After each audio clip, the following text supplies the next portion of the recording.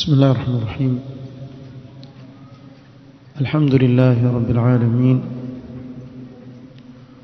والصلاة والسلام على رسوله الأمين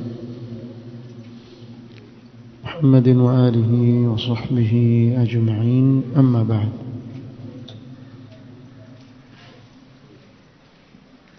leo ikiwa ni tarehe 9 mwezi wa Dhulqaada mwaka wa 1446 katika darsa ya manzuma manhaj al-haq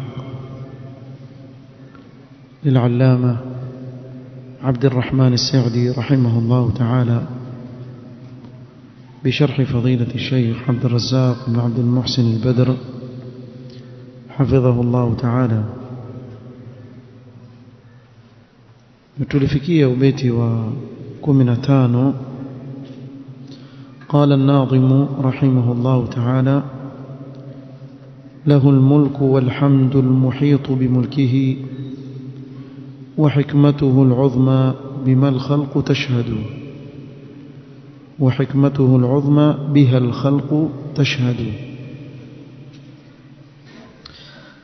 قوله رحمه الله: له الملك والحمد المحيط بملكه. قال الشيخ عبد الرزاق: له تبارك وتعالى الملك، نوكيه الله سبحانه وتعالى ufalme، وملكه لجميع المخلوقات، na ufalme wake na kumiliki kwake ni mfalme anayemiliki viumbe vyote. lahu mulku as-samawati wal ardi wama bainahuma, ufalme wa mbingu na ardhi na vilivyomo baina yake vyote ni vyake yeye Allah subhanahu wa ta'ala. Ufalme wote ni wake yeye ndiye anayemiliki. lahu mulku kulli shay'in tabaraka wa ta'ala, kwa hivyo ana ufalme juu ya kila kitu, amiliki kila kitu subhanahu wa ta'ala. lahu almulku walhamdu, ufalme ni wake na kila sifa njema ni zake yeye. إذا كان وحده تبارك وتعالى متفردا بالملك فهو المستحق وحده أن يفرد بالحمد، لأن الملك كله لله فالحمد كله له سبحانه وتعالى. ikiwa Allah subhanahu wa ta'ala hana mshirika na yeye katika ufalme wake, katika umilikaji wake, basi kadhalika ndiye anayestahili peke yake kupwekeshwa katika kila sifa njema zilizo zake.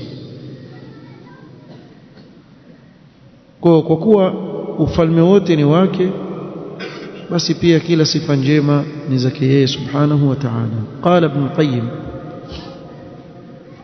والمقصود أن الملك والحمد في حقه متلازمان. kusudio ufalme na hamd na kila sifa njema kwa haki yake yeye Allah subhanahu wa ta'ala, kwa yeye Allah subhanahu wa ta'ala ni vitu viwili vilivyolazimiana. فكل ما شمله ملكه وقدرته شمل حمده, kwa kila kilichokusanywa na ufalme wake na uwezo wake kimekusanya pia kuhimidiwa kwake. فهو محمود في ملكه, الله سبحانه وتعالى usifiwa katika ufalme wake. وله الملك والقدرة مع حمده, na ana ufalme na uwezo pamoja na kuhimidiwa kwake.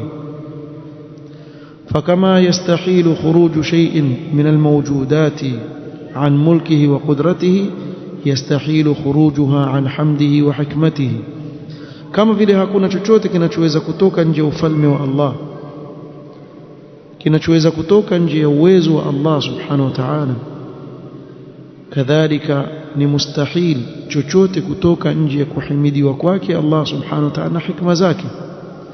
ولهذا يحمد سبحانه نفسه عند خلقه وأمره, لينبه عباده على أن مصدر خلقه وأمره عن حمده.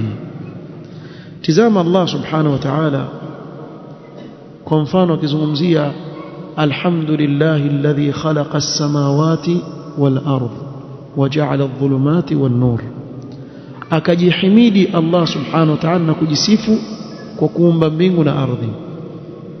kadhalika alhamdulillahi alladhi anzala ala 'abdihi alkitaba wa lam yaj'al lahu 'iwaja wa qul alhamdulillahi sayuriikum ayati fata'rifuna. na nyingi aya zilizokuja katika Allah kujihimidi na kujisifu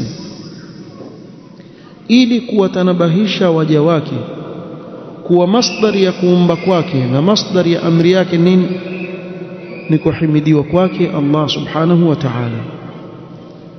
fahuwa mahmudun ala kulli ma khalaqahu wa amara bihi hamda shukrin wa ubudiyatin wa hamda thana'in wa madhin.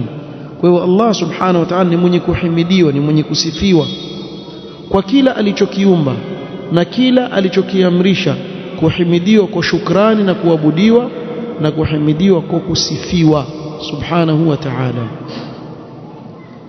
ثم قال وحكمته العظمى بها الخلق تشهد، أي الخلق يشهد بأن الله سبحانه وتعالى حكيم في خلقه.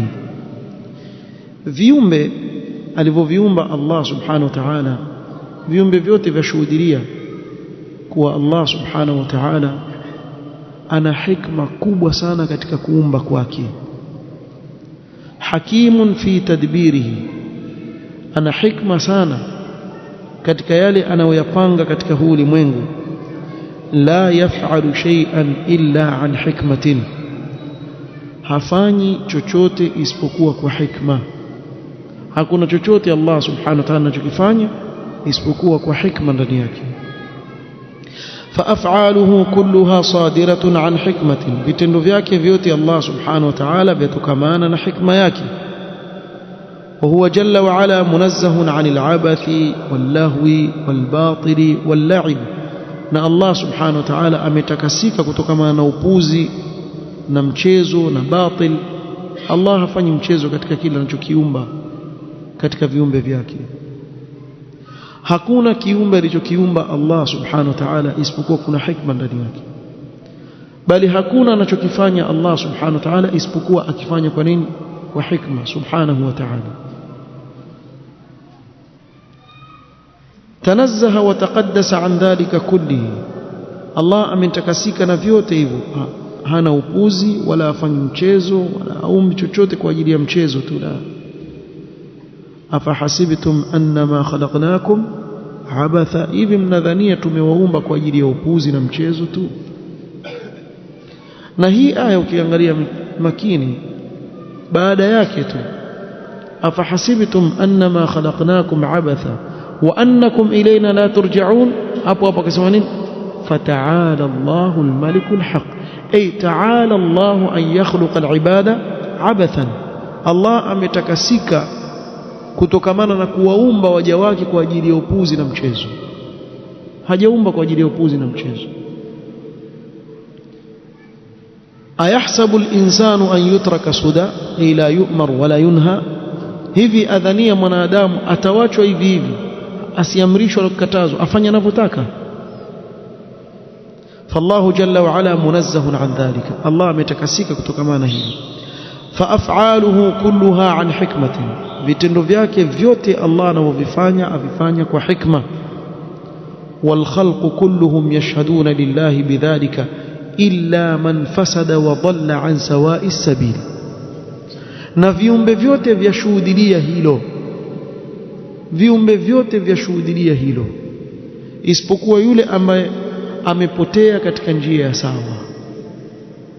yani leo wako katika wanadamu ambao waweza kumuuliza mtu kwa nini umeletwa hapa duniani, hajui malengo ya Allah subhanahu wa ta'ala kumleta hapa duniani. sasa huyu asiyejua malengo si mfano wa kupigwa. mwenye akili timamu, hata kama kwa mfano si Muislamu, lakini hili jambo litakuwa la mkera kuwa kuna sababu yeye amekuja katika huu ulimwengu. Tizama kuna mfano wanawapigia mara nyingi kuwa mtu kwa mfano amelala nyumbani, mara nyingi nawapigia mfano mwacheke, lakini wallahi mfano kama mtu angeuzingatia makini. Mtu amelala nyumbani kwake usiku vizuri kabisa, akiamka alfajiri ajikuta amelala kongo ya sokoni kwenye jaa la taka. Ghafla tajikuta kwenye jaa la taka. Nauliza, kitu cha kwanza atakachojiuliza nini? Swali la kwanza atajiuliza, swali lenyewe liko Muadh atajibu, mnafikaje hapa? Very good. Mnafikaje? Mimi nilikuwa nalala kwangu, mnafikaje hapa? Umeelewa?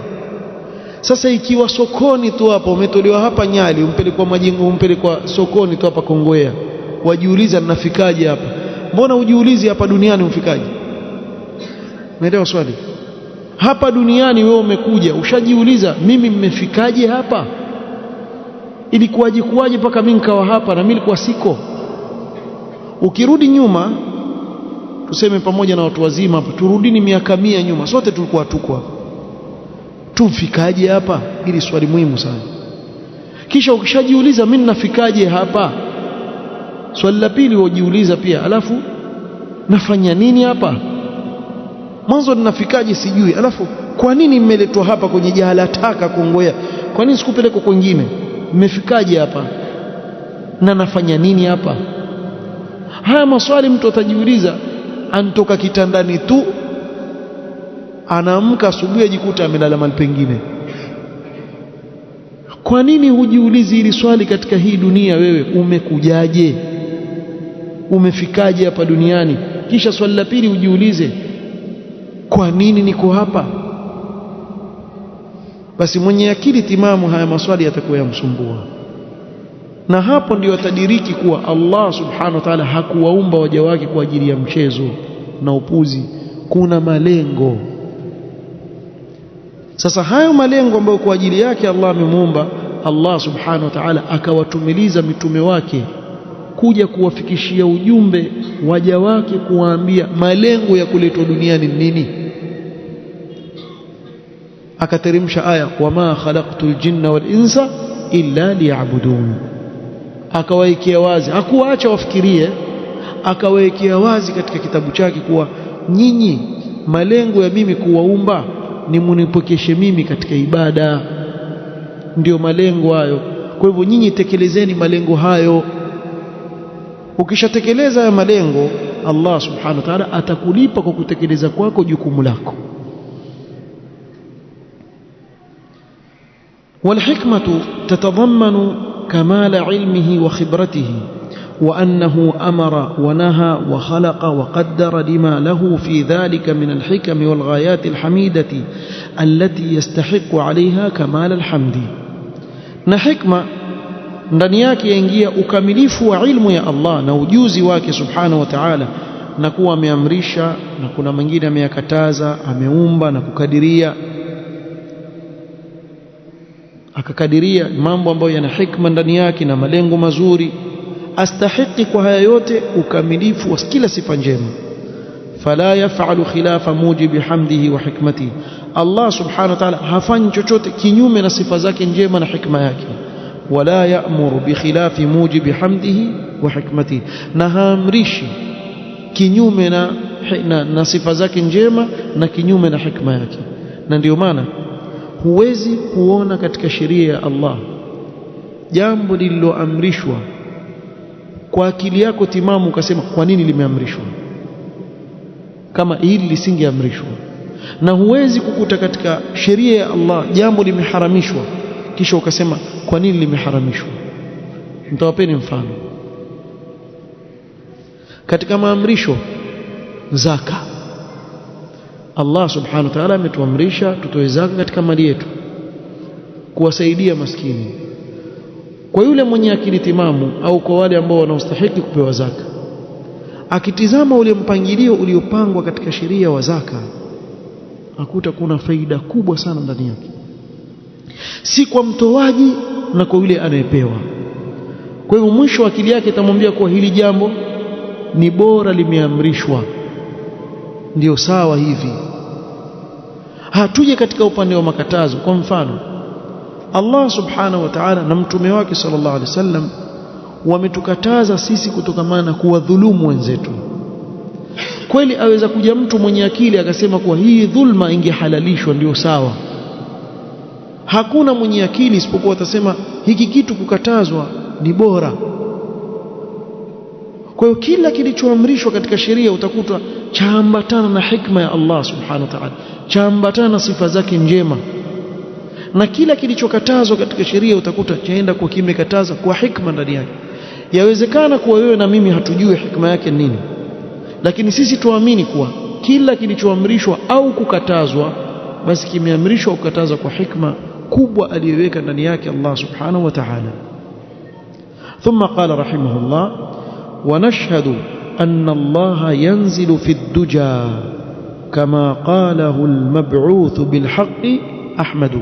Na huu ndio ubeti wa mwisho ambao ubeti wa 16 ambao amemzungumzia Allah subhanahu wa ta'ala na majina yake na sifa zake. Baada ya hapo ataanza kuzungumza maudhu nyingine. Kwa utomalizia kuzungumzia maudhu inayofungamana na nini? Na kumzungumzia Allah subhanahu wa ta'ala na majina yake na sifa zake kwa ubeti huu. Katika huu ubeti yasema wa nashhadu ay nuqirru wa nu'minu, twakiri na kuamini, anna Allah yanzilu fi ad-duja, wad-duja adh-dhulma. Ad-duja ni kiza, huitwa adh-dhulma na huitwa ad-duja. والمراد إثبات نزول الله تبارك وتعالى في ثلث الليل الآخر. na makusudio hapa ni kuthibitisha kuwa Allah subhanahu wa ta'ala hushuka katika mbingu ya kwanza katika thuluthi ya usiku ya mwisho, thuluthi ya mwisho ya usiku. كما قال المبعوث بالحق أحمد، يشير إلى الحديث الذي تواتر نقله عن النبي صلى الله عليه وسلم أنه قال، كما alivyosema mtume صلى الله عليه وسلم katika hadith qudsi, katika hii hadithi iliyothibiti kutoka kwa mtume sana kwa tawatur, si qudsi, na hadithi ya mtume sallallahu alaihi wasallam nasema قال ينزل ربنا تبارك وتعالى كل ليلة إلى السماء الدنيا حين يبقى ثلث الليل الآخر. متوم صلى الله عليه وسلم الصادق المصدوق أسمى hushuka Mola wetu mlezi kila usiku katika mbingu ya dunia panapobakia thuluthi ya mwisho ya usiku.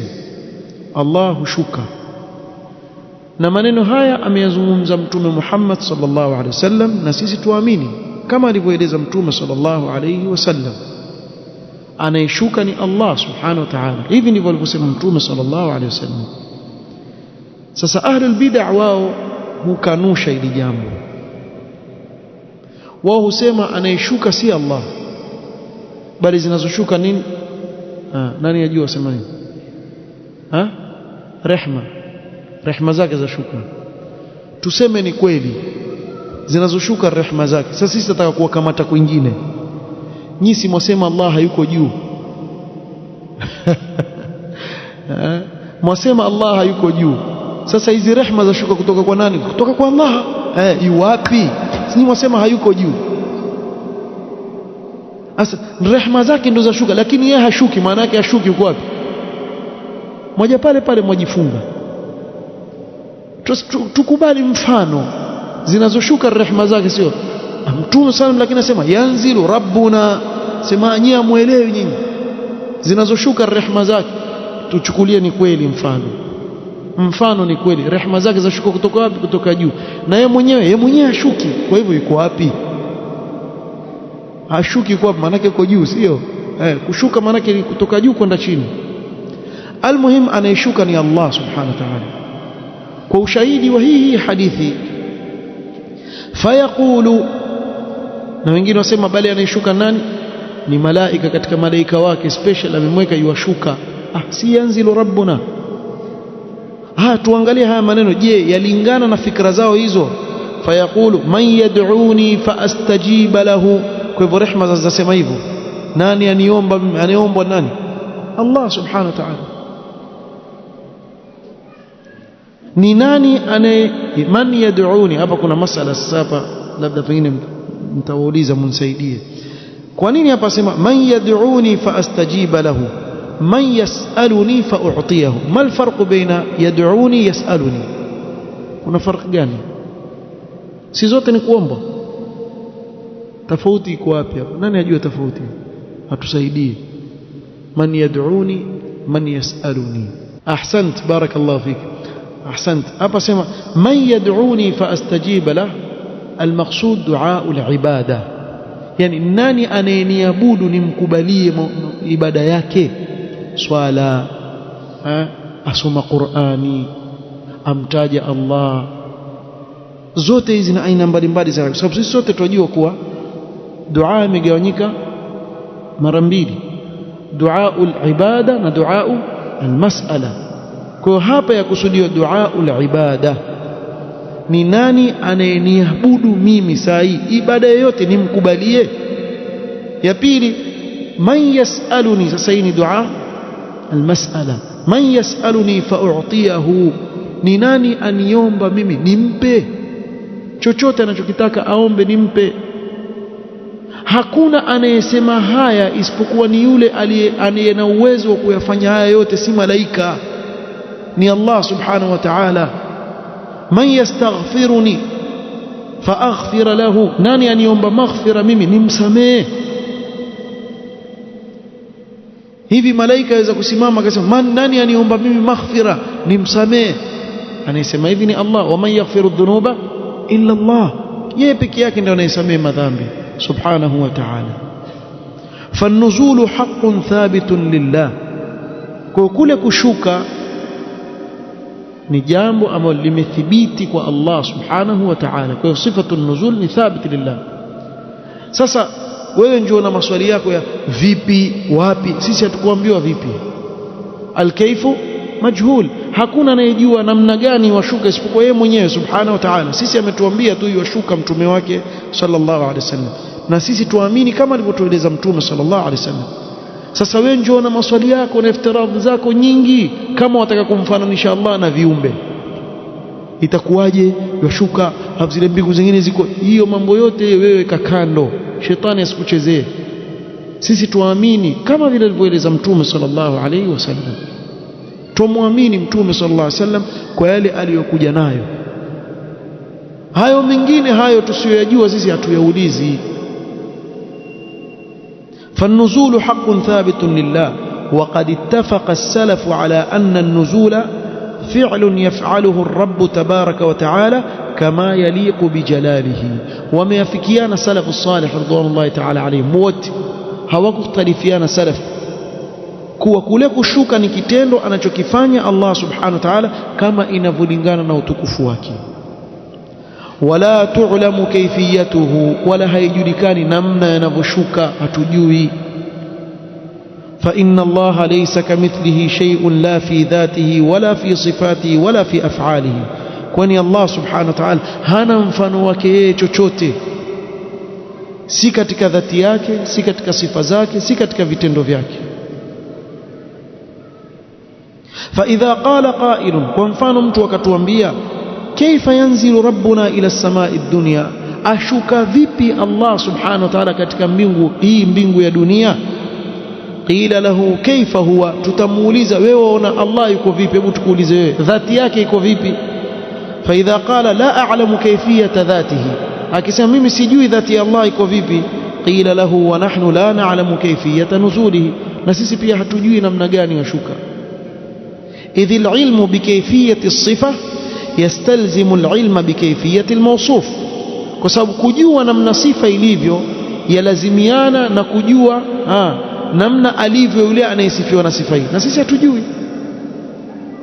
Na hapa anataka kutanabahisha uongo ambao makhurafi waueneza sana, na hasa kwa yule mtu asiyejielewa. Makhurafi kutoka zamani walikuwa wakisema maneno, na nakumbuka sisi watoto tuambiwa haya maneno. Ingawa mimi nakumbuka kuanzia nikiambiwa haya maneno ni mdogo kiumri, si mdogo sana, ninajielewa, ilikuwa ili jambo nalishuku sana. Na mimi wakati ule simjui nani Sheikhul Islam Ibn Taymiyyah rahimahullah, lakini najua ni mwanachuoni wa sunna, kumjua kule kumfahamu kisawasawa ule uzito wake. Walikuwa wakituambia kuwa Ibn Taymiyyah siku moja alikuwa yuhutubu Ijumaa, akaja bwana mmoja akamuuliza, yanzilu rabbuna kaifa yanzilu, Allah yashuka vipi? Asema Ibn Taymiyyah akashuka kwenye mimbari ya Ijumaa, akashuka huku yuwasema yanzilu kanuzuli hadha, ashuka kama ninavyoshuka mimi Ibn Taymiyyah. Allahu almusta'an. Jamaa wana haya kusema urongo. Nani amesema maneno mjua? Ibn Battuta ar-Rahal.